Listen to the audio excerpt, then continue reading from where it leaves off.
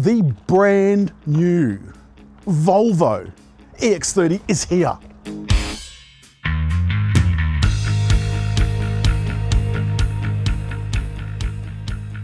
They've kept the styling nice and modern, but there are still bits that you'll recognise from Volvos already on the market.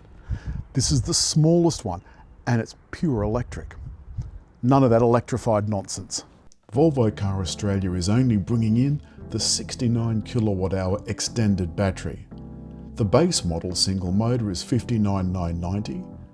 The single motor extended Ultra is $66,290.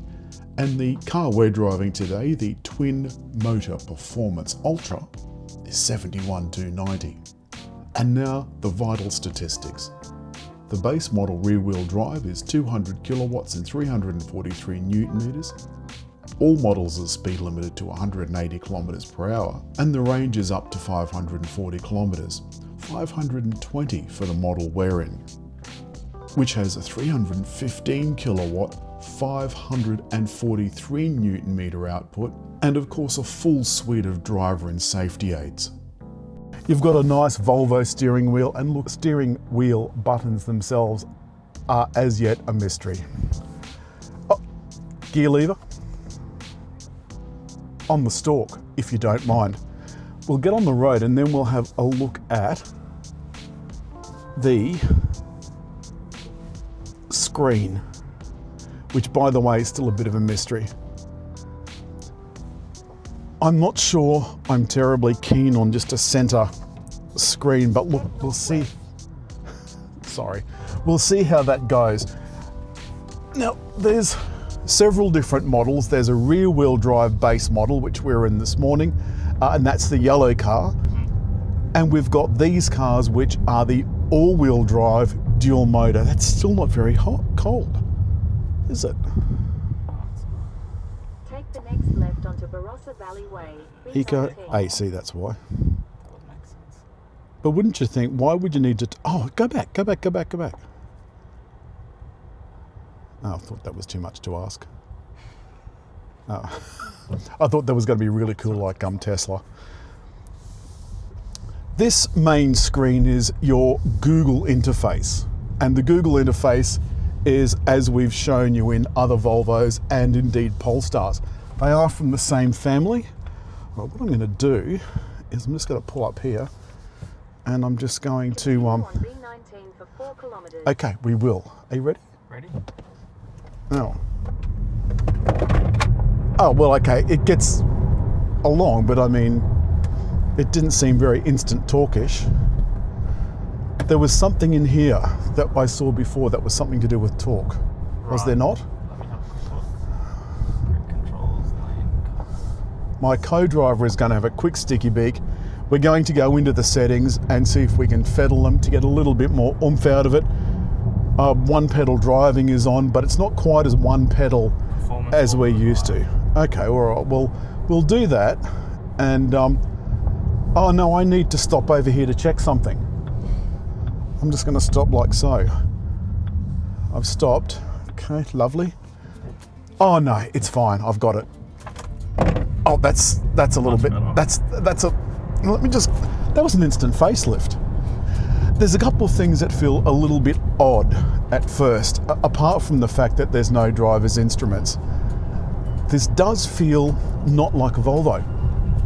This feels even better than a Volvo.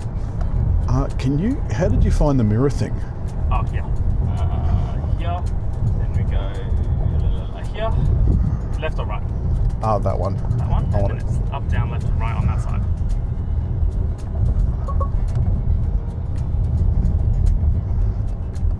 Okay, I've discovered that you really shouldn't do this driving along. Normally, I know where the buttons are down yonder. Could you do me a favour? Go to the left. Yes, I Yep. can. I'm going to go. Oh, this is nerve-wracking. I'm going to go down to 60.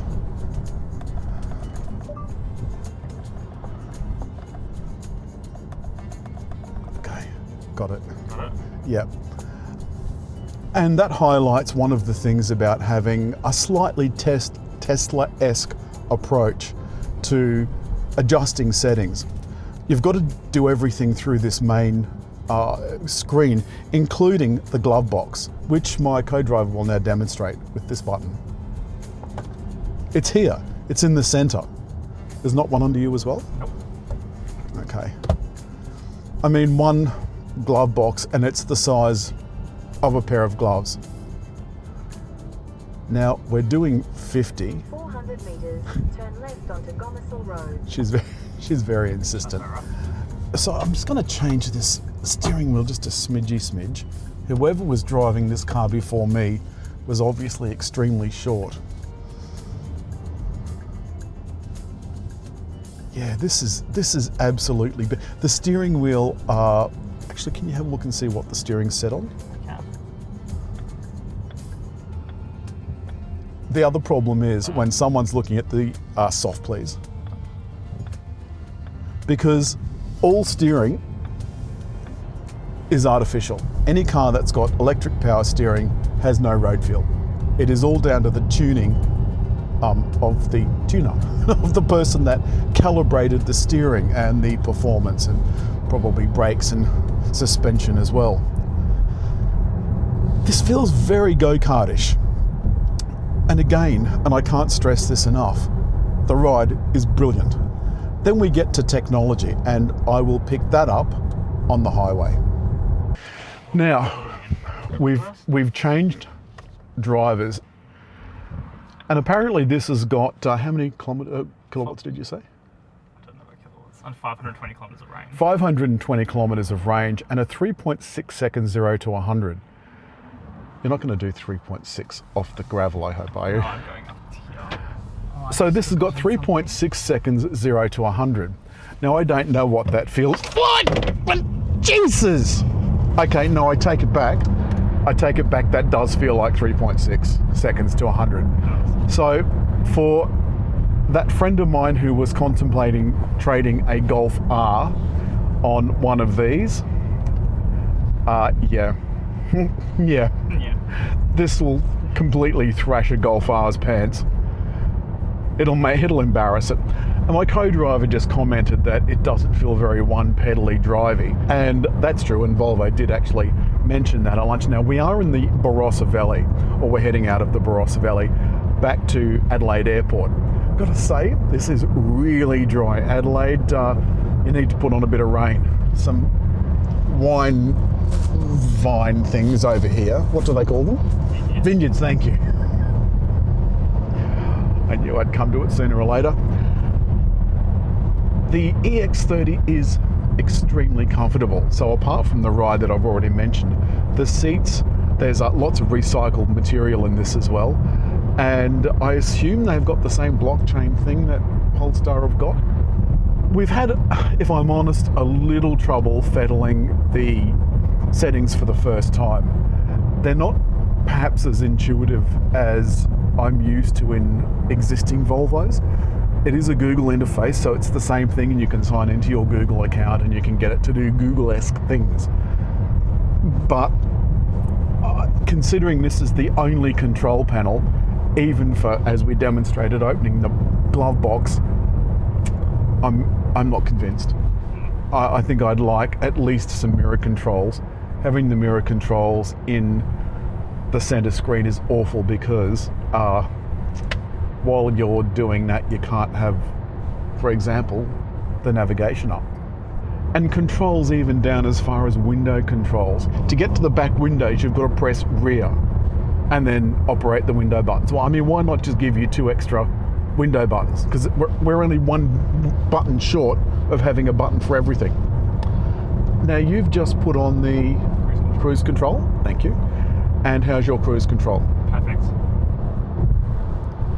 And above the steering wheel, there's a thing that watches you to make sure that you're paying attention. And believe me, if it thinks you're not paying attention, it really gets cranky. Now, have a look up here. I can see that we're in D, that we've got the steering wheel lit, which means the steering is active. But you can also see this little graphic here that's saying that there's a truck. And beside that, you can see the rain sensing wipers are active. So we've got active lights, active wipers, and all of the safety and driver aids are active as well. We're down to 295 kilometres with 57% of our battery used. I think that's unbelievably good value for a $78,000 on the road drive away car.